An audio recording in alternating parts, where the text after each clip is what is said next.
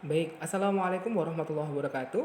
Selamat pagi dan selamat bertemu kembali di mata kuliah Perhutanan Sosial. Dan pada kesempatan kali ini kita akan sedikit mereview materi yang sudah dipelajari secara mandiri pada kesempatan pekan kemarin, yaitu terkait dengan masyarakat desa hutan. Di pertemuan yang sebelumnya kita sudah berbicara terkait dengan konsep hutan, peruntukan hutan itu seperti apa, yang pada intinya hutan ditinjau dari aspek fisik atau sumber daya alam yang dalam hal ini sumber daya alam yang uh, khususnya apa namanya pepohonan dan isi yang ada di dalamnya. Nah, sekarang kita akan beranjak ke sumber daya hutan juga dan lingkungan sekitarnya berkaitan dengan sumber daya manusianya. Nah, oleh karena itu di tema yang ketiga ini kita akan berbicara terkait dengan masalah masyarakat desa hutan. eh Persebaran penduduk di Indonesia dan di dunia itu tidak serta-merta hanya tinggal di kawasan daratan, dataran rendah, namun juga dataran tinggi, plus ada juga di sekitar atau kawasan hutan. Di Indonesia sendiri, 12% penduduknya itu tinggal di sekitar kawasan hutan dan sayangnya dari 12% ini 25%-nya merupakan kelompok masyarakat yang berada pada kategori miskin ya. Jadi mereka tinggal di kawasan hutan ataupun di sekitar lingkungan hutan, namun kondisi ekonominya itu eh, belum baik. Masyarakat banyak yang beraktivitas sebagai petani, kemudian sebagai apa namanya tukang ataupun punya aktivitas ekonomi yang lain, baik itu di luar hutan maupun yang berkaitan dengan aktivitas kehutanan, entah mencari kayu, berburu dan sebagainya. Nah, selama ini petani itu masyarakat ataupun petani pada umumnya itu ketika mau eh, mengambil sumber daya alam dari hutan itu kan sekarang banyak aturan-aturan, bahkan beberapa yang terakhir viral itu kan ditangkap gara-gara menebang pohon, pada sebenarnya pohon itu dia yang nanam meskipun lokasinya di hutan, atau karena kasus-kasus penebangan liar, illegal logging, kemudian terkait dengan tindak kriminalitas yang lain, berburu dan sebagainya, itu semuanya dilarang. Nah, ini yang menyebabkan masyarakat tidak punya akses terhadap sumber daya yang ada di hutan. Masyarakat pada akhirnya, orang sekitar hutan, tinggal di dekat hutan, tapi pada akhirnya mereka takut untuk kemudian beraktivitas atau mencari penghidupan yang ada di hutan itu.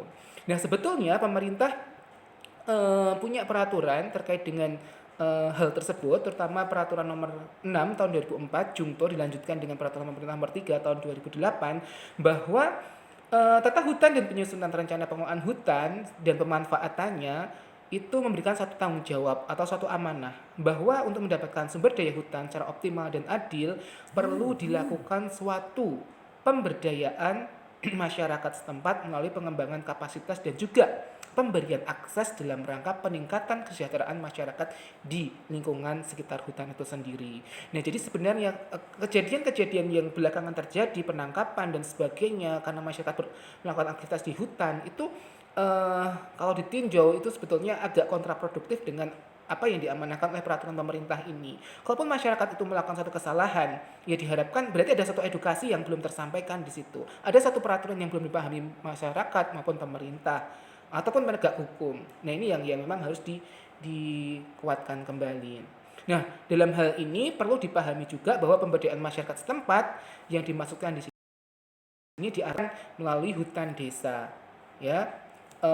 Baik kemudian itu melalui sistem kemasyarakatan maupun suatu sistem kemitraan dalam rangka pengelolaan hutan tersebut. Nah, dan definisi dari hutan desa itu sendiri diharapkan dapat memberikan suatu uh, kemanfaatan, ya, memberikan kepada masyarakat setempat kawasan ataupun lembaga desa dalam memanfaatkan sumber daya hutan secara lestari. Artinya selama masyarakat bisa menggunakan dengan sebaik mungkin, dengan searif mungkin, ya dipersilahkan bagi masyarakat untuk terlibat dalam pengelolaan hutan. Kemudian yang selanjutnya, eh, oke sebentar.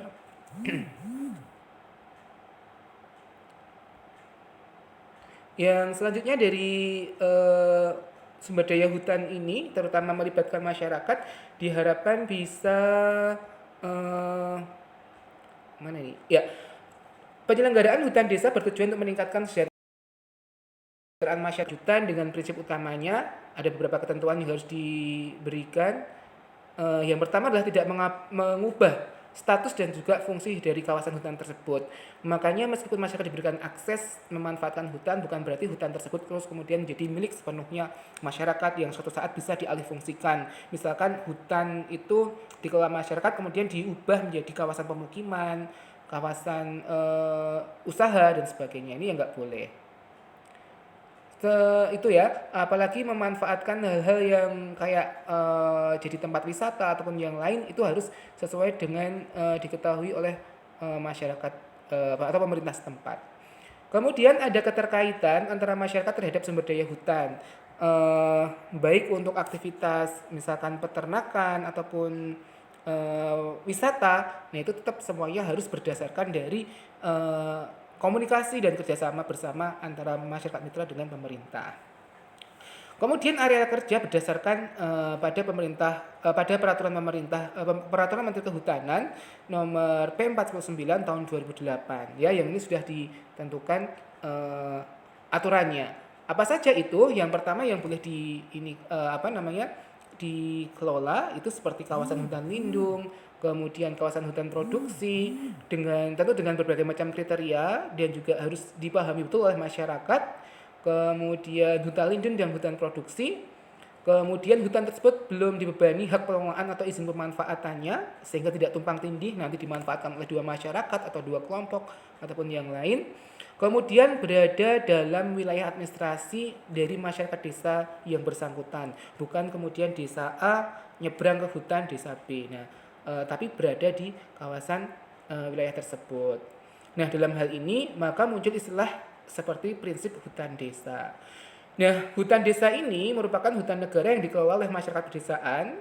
Ada organisasi yang secara administratif juga diberikan hak untuk mengelola kawasan hutan tersebut. Dan ini pemerintah desa harus mengetahui. Kemudian prinsip dari hutan desa ini juga memberikan akses kepada masyarakat setempat untuk melalui masyarakat desa dalam memanfaatkan sumber daya hutan secara lestari dengan harapan terjadi peningkatan kesejahteraan masyarakat setempat secara berkelanjutan. Kemudian ini sudah juga ya, desa berada di kawasan sekitar hutan, baik di sekelilingnya maupun ada beberapa yang mungkin ada hutan, kemudian ada desa, pemukiman, kemudian diapit di hutan yang lain. Nah, bisa saja sistemnya seperti itu. Nah, kemudian perlu dipahami juga ada suatu peraturan yang lain, peraturan pemerintah nomor 6 tahun 2007 yang menyebutkan bahwa pemberdayaan masyarakat di dalam dan di sekitar kawasan hutan itu dilakukan melalui hutan desa tadi. Ya.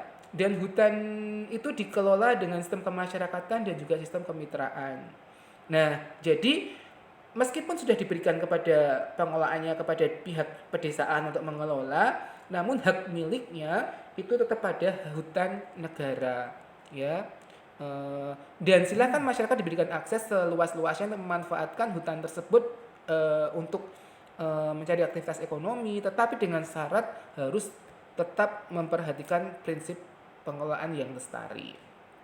Nah, masyarakat desa melalui lembaga desa dapat menjadi pelaku utama dalam mengelola dan juga mengambil manfaat dari hutan negara, kemudian mempunyai lingkup yang lebih luas, bukan sekedar memanfaatkan sumber daya hutan yang ada, namun juga bertanggung jawab atas kelestarian hutan tersebut sebagai fungsi untuk menjalankan fungsi-fungsinya sebagai penyangga kehidupan, baik itu sebagai tempat satwa bermukim di situ maupun sebagai tempat bagi tumbuhan dan juga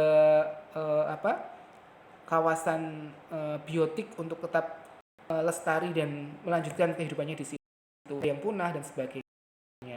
Nah, peraturan Menteri Kehutanan nomor 49 tahun 2008 tadi tentang hutan desa, penetapan areal dari kerja hutan desa itu ada beberapa kriteria dan juga ada beberapa tata caranya, ya.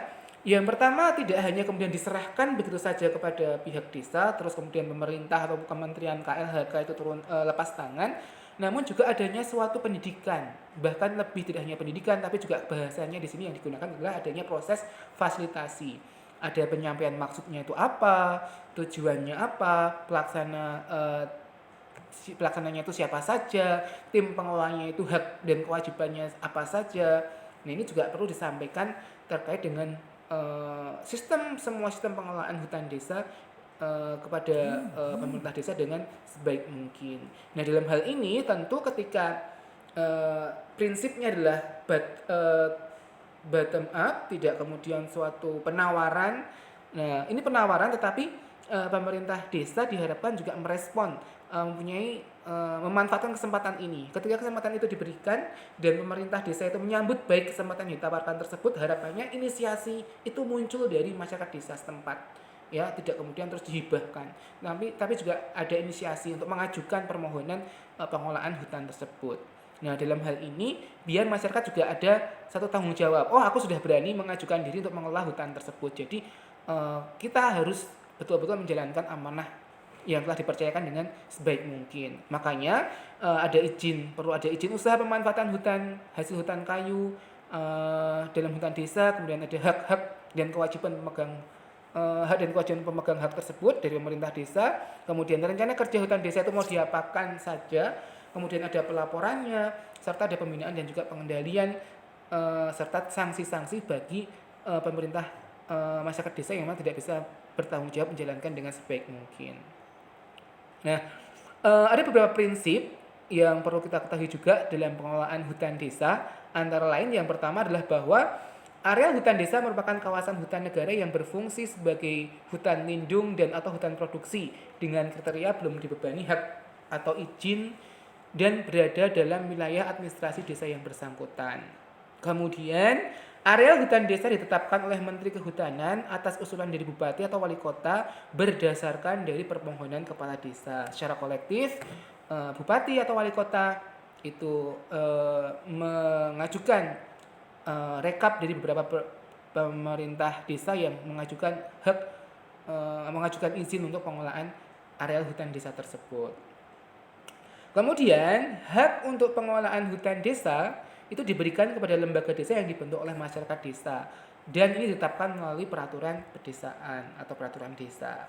Nah, makanya muncul istilah lembaga masyarakat. Salah satu contoh lembaganya adalah kayak LMDH, Lembaga Masyarakat Desa Hutan. Nah, siapa lembaga desa ini?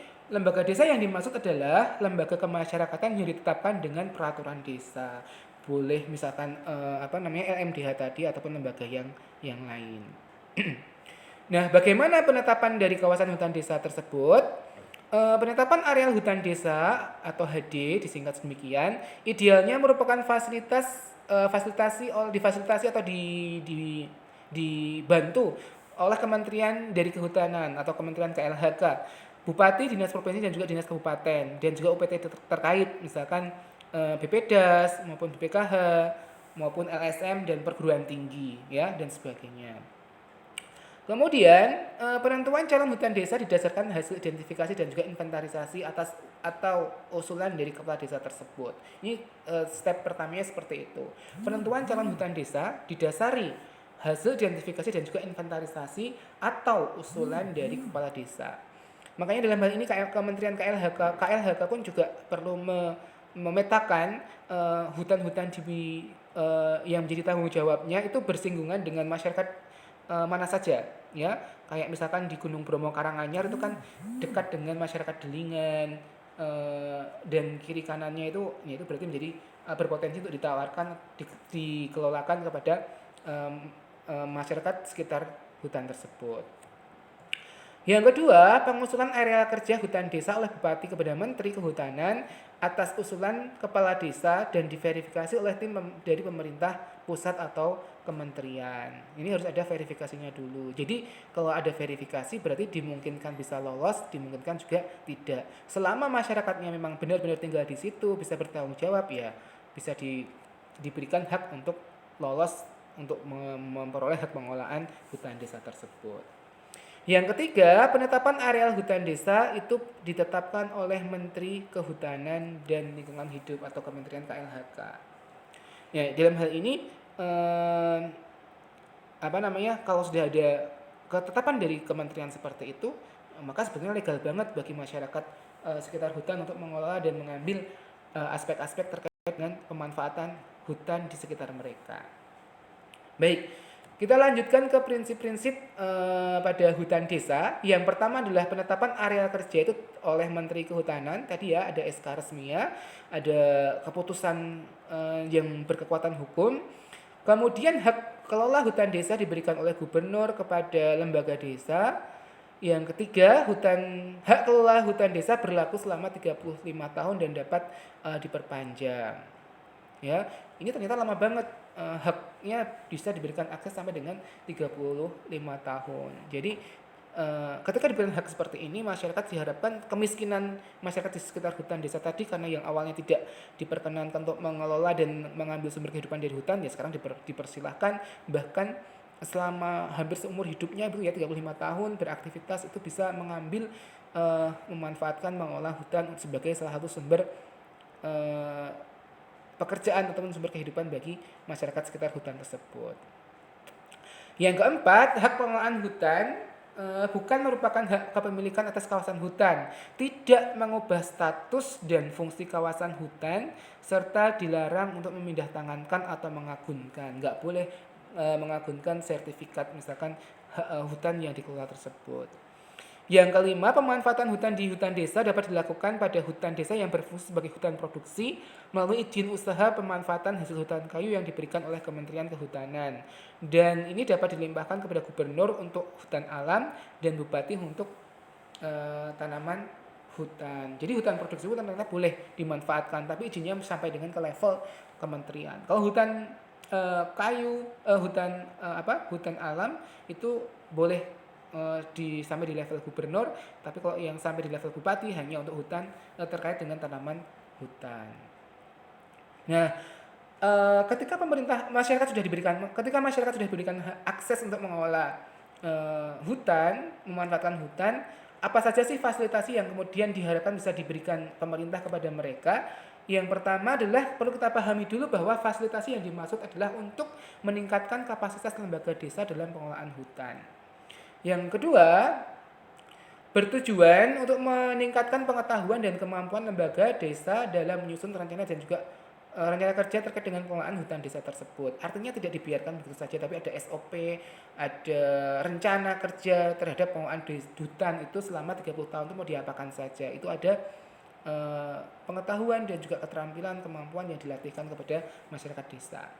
Nah, yang ketiga adalah meningkatkan kualitas SDM-nya, ya, termasuk juga kemampuan SDM untuk mengakses informasi berkaitan dengan pasar dan juga modal, sebagai upaya untuk mengembangkan usaha dan juga perlindungan dari hutan tersebut.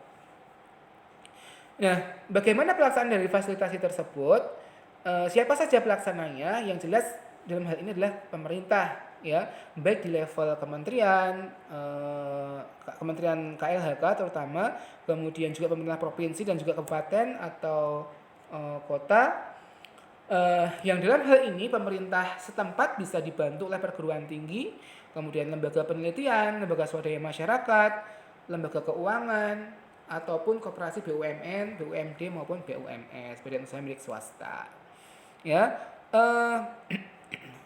kenapa kalau kita review kembali, kenapa sih UNS juga itu membuka program studi kehutanan? Nah, salah satu sejarahnya adalah bahwa kita sebagai perguruan tinggi diberikan satu hak juga untuk mengelola hutan yang berada di kawasan Gunung Bromo Karanganyar, sehingga dalam hal ini memungkinkan kita untuk mendirikan prodi pengelolaan hutan. Nah, dalam hal ini beberapa kali kegiatan pengabdian masyarakat yang dilakukan oleh Fakultas Pertanian UNS juga melibatkan masyarakat di sekitar kawasan hutan tersebut, termasuk memberikan edukasi. Misalkan beberapa edukasi yang sudah diberikan seperti pelatihan budidaya lebah madu, kemudian pengelolaan manajemennya, pangsa pasarnya, dan banyak lagi. Jenis fasilitasi yang diberikan itu bisa berwujud diklat pengelolaan hutan, kemudian pengembangan kelembagaan, bimbingan penyusunan rencana kerja hutan desa atau RKHD, kemudian bimbingan teknis pengelolaan hutan, ada juga pemberian informasi pasar, dan juga pengembangan dari usaha yang sudah ditentukan oleh masyarakat desa hutan tersebut. Nah, Fasilitasi sebaiknya juga diberikan oleh dinas provinsi, dinas kabupaten, UPT seperti Badan Pengelola Sumber Daya Alam, kemudian BPKH, LSM, termasuk juga perguruan tinggi. Nah, yang bisa dilakukan dari fasilitasi oleh beberapa instansi ini diantaranya seperti melakukan penataan area kerja, melakukan pemetaan baik berupa blok ataupun peta, kemudian melakukan penataan batas area kerja, ya, jadi tidak kemudian hutan itu nanti ketika masuk hutan mereka nggak tahu ini sudah masih wilayahnya atau bukan, itu juga harus ada tapal batas yang jelas. Yang ketiga, pemilihan jenis tanaman yang memiliki nilai ekonomi itu juga harus ditentukan, jangan sampai ditanami dengan tanaman-tanaman yang nggak produktif atau nilai ekonominya rendah. Ini juga harus tahu karena berorientasi pada keuntungan yang bisa berkontribusi pada pencapaian kesejahteraan, ya, pendapatan seperti itu. Kemudian bisa juga terkait dengan teknik-teknik silvikultur intensif, seperti bagaimana memadukan tanaman hutan dengan komponen yang lain seperti hutan dengan ternak, tanaman pohon keras dengan beberapa perpaduan dengan tanaman seperti empon-empon, jahe seperti itu, maupun sistem perhutanan dengan peternakan ayam, peternakan sapi maupun yang lainnya juga. Yang kelima adalah pemanfaatan hasil kayu dan juga hasil yang non kayu. Nah, hak yang berikutnya adalah hak dari pemegang hak serta manfaat dari hutan desa tersebut. Dalam hal ini lembaga desa yang sudah ditunjuk itu memiliki satu hak untuk yang pertama, ketika mereka diberikan akses memanfaatkan hutan lindung, berhak memanfaatkan kawasan, kemudian jasa lingkungan, kemudian pemungutan hasil hutan yang bukan kayu. Itu boleh diperkenankan. Kemudian bagi hutan produksi itu memanfaatkan kawasan, kemudian jasa lingkungan, pemanfaatan hasil hutan kayu dan juga bukan kayu, serta pemungutan hasil hutan kayu dan juga bukan kayu. Kalau hutan lindung itu kenapa nggak boleh memanfaatkan hutan kayunya? Karena kalau dalam persepsi hutan lindung itu kan memang hutan yang memang sengaja diciptakan tumbuh alami supaya fungsi sebagai paru-paru dunia itu betul-betul berfungsi dengan baik berkelanjutan. Tapi kalau kemudian yang diperkenankan nanti kayu, takutnya beberapa pohon-pohon yang ada di hutan lindung akan ditebangi dan justru akan merusak esensi dari hutan lindung tersebut. Kemudian selain ada hak juga perlu diketahui adanya kewajiban pemegang hak serta manfaat dari hutan desa. Yang pertama adalah melaksanakan penataan batas dan pengelolaan dari hutan desa tersebut. Yang kedua adalah menyusun rencana kerja hak pengelolaan hutan desa selama jangka waktu perizinan itu masih dikantongi oleh masyarakat. Tentu yang ketiga adalah melaksanakan perlindungan hutan dan juga melaksanakan penatausahaan dari hasil hutan tersebut. Jangan sampai ketika diberikan oleh satu hak untuk mengelola desa, membiarkan masyarakat desa lain, membiarkan orang luar itu ikut campur memanfaatkan hutan yang dengan cara-cara yang tidak baik. Membiarkan masyarakat di luar desa setempat, ya ini juga satu kesalahan juga. Tentu ada satu kewajiban juga bahwa mereka juga harus membayar pajak sesuai dengan ketentuan dari peraturan perundang-undangan. Tentu dalam hal ini karena itu hak kelola, maka pajaknya juga ada perbedaan dibandingkan dengan pajak kepemilikan tanah dan sebagainya. Nah, hutan desa itu bisa dimanfaatkan sebagai apa saja sih? Yang pertama bisa dimanfaatkan sebagai kawasan hutan produksi, kemudian pemanfaatan dari hasil hutan dan hutan alam, kemudian pemanfaatan hasil hutan dari hutan tanamannya, serta kemudian bisa dimanfaatkan juga terkait dengan hasil non kayunya. Sebagaimana yang sudah dicontohkan di pelatihan tadi, masyarakat diedukasi terkait dengan bagaimana menumbuhkan suatu peternakan lebah, ya, sehingga hasilnya menghasilkan efek hasil sampingan seperti madu. Kemudian ada juga rotan, pemanfaatan getahnya, berbagai macam buah-buahan yang bisa tumbuh dan dikembangkan di hutan tersebut. Termasuk juga dalam hal ini diberikan akses terhadap kawasan hutan lindung dan juga pemanfaatan hasil hutan non kayu. serta pemanfaatan jasa lingkungan seperti pemanfaatan air, kemudian ekowisata dan juga sebagai penyerapan karbon dan sebagainya ya.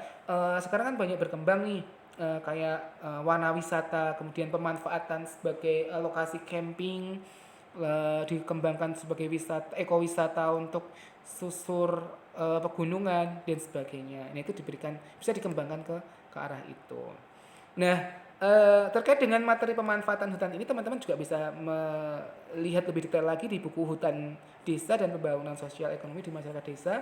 Ini mengambil studi kasus pemanfaatan hutan desa di Kabupaten Bantaeng.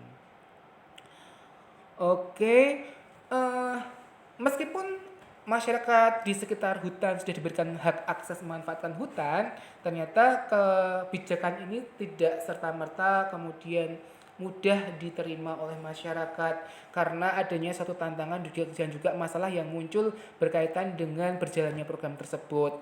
Di antaranya yang pertama adalah adanya degradasi lahan yang terus meningkat karena adanya perluasan dari pemukiman, kemudian pengembangan sektor wisata. Nah, itu beberapa hutan akhirnya dikorbankan untuk pemanfaatan pengembangan sektor-sektor yang lain. Terutama juga munculnya lahan kritis di mana kurang bisa merawat dengan baik, cuma mengambil hasilnya tanpa diimbangi dengan perawatan, akhirnya lama-lama jadi kritis. Kemudian juga potensi bencana alam juga masih tinggi atau bahkan meningkat dengan adanya eh, kekurangtahuan terkait dengan pengolahan atau manajemen bencananya, termasuk juga terkait kesadaran pelaku utama yang perlu terus ditingkatkan terhadap pengolahan sumber daya alam. Dan satu lagi terkait dengan tantangan yang tidak bisa kita kendalikan saat ini, yaitu berkaitan dengan perubahan iklim ya, yang sudah susah kita prediksi. Nah, dalam hal ini perlu kolaborasi dan fasilitasi dari pelatihan tadi. Ada beberapa tokoh dan juga pihak-pihak yang bertanggung jawab dalam mendampingi pengelolaan hutan desa tersebut, seperti penyuluh kehutanan swasta di sektor swasta maupun di penyuluh kehutanan swadaya masyarakat ya, atau yang memang berinisiatif dari masyarakat yang memang mereka punya kesadaran terhadap penyelamatan hutan tersebut.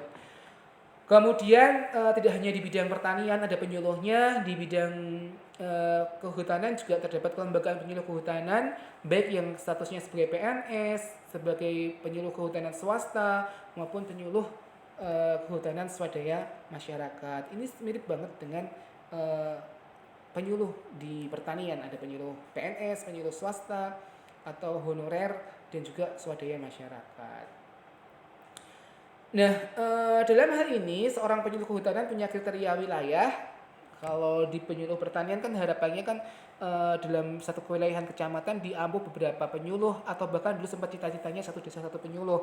Nah, kalau dalam penyuluhan kehutanan itu kriteria wilayah kerja penyuluh kehutanan itu bisa berupa kecamatan atau desa yang memiliki hutan. Dalam hal ini adalah negara baik hutan negara, hutan adat maupun hutan milik. Kemudian masyarakat atau penduduk desanya itu tergantung pada aktivitas di hutan tersebut. Jadi perlu didampingi dengan kegiatan penyuluhan. Ada masyarakat desa hutan tergantung dari hutan ya tidak didekati oleh penyuluh kehutanan. Mungkin karena aktivitasnya di bidang pertanian, persawahan ya penyuluh pertanian. Kemudian tingkat kerawanan dan ancaman terhadap kelestarian hutan dan juga lahan. Kemudian juga berkaitan dengan potensi pembangunan kehutanan yang bisa dikembangkan lebih lanjut. Nah, bagaimana proses penyusunan rencana kerja terkait dengan pengembangan penyuluhan untuk desa hutan? Yang pertama perlu dipetakan beberapa hal. Ada peta SDM, penduduknya itu seberapa banyak yang kemudian bergantung pada aktivitas hutan, atau kalau misalkan baru mau dikembangkan ke desa hutannya, ya berapa nanti yang bisa diprediksi akan beralih profesi atau bergantung hidupnya pada aktivitas kehutanan. Dan juga kemudian potensi sumber daya alam yang bisa dikembangkan di situ apakah hanya pohon saja atau berkaitan dengan peternakan atau aktivitas ekowisata yang lain, dan juga bagaimana terkait dengan potensi kelembagaan petaninya, apakah bisa dibentuk kelompok tani hutan, apakah ada penyuluhnya, apakah ada LSM ataukah ada CSR atau perguruan tinggi di sekitar situ. Nah, ini juga perlu adanya penyusunan rencana kerjanya. Tentu tidak lupa juga kita tidak bisa mengesampingkan 3 faktor tadi, perlu didukung juga oleh identifikasi dari faktor penentu keberhasilan. Ada potensi varietas tertentu yang bisa dikembangkan di situ, termasuk juga dalam hal ini yang paling penting juga adalah akses informasi pasar. Jangan sampai masyarakat sudah mengembangkan sumber daya alamnya sedemikian rupa, ternyata pasar tidak menyerap atau tidak menginginkan itu. Akhirnya ya banyak produksi hasil dari hutan yang kemudian nggak bisa dimanfaatkan. Serta kita juga harus mendengarkan keluh kesah dari permasalahan yang dihadapi oleh petani, termasuk aspirasi petani. Karena sekian tahun mereka tinggal di kawasan sekitar hutan, tentu mereka punya pengalaman, punya kearifan lokal yang selama ini mereka jalankan di situ. Nah, itu yang harus dikembangkan dan didengarkan juga. Ya, ini beberapa contoh foto-foto bagaimana aktivitas dari pembinaan masyarakat desa hutan. Ada data SDM-nya, penyuluhnya itu ada, dan juga petaninya ada yang bisa kemudian dikembangkan dan dikelompokkan di situ. Termasuk juga pemetaan SDM dikaitkan dengan tingkat partisipasi petani, karakter petaninya, kemudian tingkat pendidikannya, dan bagaimana support dari lingkungan petani itu sendiri, baik pemuda tani, kelompok wanita tani, dan yang lainnya. Ya, dan ini beberapa contoh lembaga masyarakat desa hutan yang ada, itu seperti di Kecamatan Baturaden ada PHBM, lembaga masyarakat desa hutan LMDH Gempita Desa Ketengger, kemudian ada lembaga masyarakat desa hutan LMDH Alam Barokah, kemudian ada LMDH Jati Bagus di Kabupaten Blora, LMDH Langgeng Jaya ada juga, kemudian masih banyak lagi ya, ada kelompok tani kopi, kemudian kelompok LMDH Rahayu Tani, dan banyak lagi ya. Ini beberapa contoh saja dari LMDH yang selama ini sudah dibentuk. Dan terkait dengan ini juga ada beberapa mahasiswa kakak tingkat PKP itu yang mengambil skripsi tentang LMDH di kawasan Bromo dan sekitarnya. Itu juga bisa menjadi kajian dari penyuluhan pertanian. Oke, tadi sudah kita bahas terkait dengan data SDM, sumber daya manusianya. Perlu dipetakan juga yang kedua adalah terkait dengan SDA-nya, sumber daya alamnya. Berapa luas hutan desa yang dikelola, kemudian jenis hutannya adalah hutan negara, hutan rakyat, hutan produksi, atau hutan lindung, dan sebagainya, itu juga harus tahu. Berapa persen dari kawasan hutan yang dikelola itu yang merupakan lahan kritis, serta jenis komoditas apa yang kemudian bisa dikembangkan di sana. Ini juga penting, termasuk apakah dekat dengan aliran sungai atau das. Ya, itu juga perlu dipetakan. Nah, yang berikutnya adalah perlu adanya identifikasi dari faktor penentu keberhasilan. Yang pertama adalah teknis pengetahuan dan juga keterampilan, baik pengetahuan berupa penguatan informasi teknologi tepat guna atau TTG-nya, kemudian sikap atau kecenderungan dalam memanfaatkan informasi yang diterima, serta aspek keterampilan atau penguasaan teknologi. Identifikasi yang kedua berkaitan dengan faktor sosial, baik itu kebudayaan maupun adat istiadat, bagaimana pola pikir, bagaimana pola pengelolaan selama ini yang sudah dilakukan oleh masyarakat, bagaimana persepsi secara turun-temurun, tradisi, kearifan lokal, dan juga adat istiadat berkaitan dengan pengelolaan LMDH maupun hutan desa tersebut. Ya, ini ada beberapa digambar, ada beberapa contoh terkait dengan suatu kearifan lokal berupa adat istiadat ataupun tradisi dari masyarakat sekitar desa hutan tersebut. Yang ketiga yang tidak boleh kita lupakan juga adalah identifikasi faktor ekonomi, baik permintaan pasar, kemudian analisis permodalan, kemudian terkait dengan mata pencaharian, dan potensi-potensi terkait untuk dalam rangka mendukung penghidupan kesejahteraan dari petani sekitar hutan tersebut. Nah, harapannya dengan adanya suatu pemberian hak akses kepada masyarakat sekitar desa hutan untuk memanfaatkan hutan tersebut, itu diharapkan tadi 25% dari 12% masyarakat Indonesia yang tinggal di sekitar hutan itu yang awalnya miskin itu bisa kemudian punya hak akses mengelola hutan untuk meningkatkan kesejahteraannya. Harapannya tercapai yang namanya suatu kelestarian hutan dan juga disertai dengan peningkatan kesejahteraan masyarakat. Dalam hal ini tagline-nya adalah rakyat sejahtera, hutan senantiasa bisa lestari. Nah, demikian materi untuk masyarakat desa hutan. Kita lanjutkan lagi di materi yang selanjutnya. Ada pertanyaan ataupun apa bisa kita diskusikan selanjutnya. Semoga bermanfaat. Assalamualaikum warahmatullahi wabarakatuh.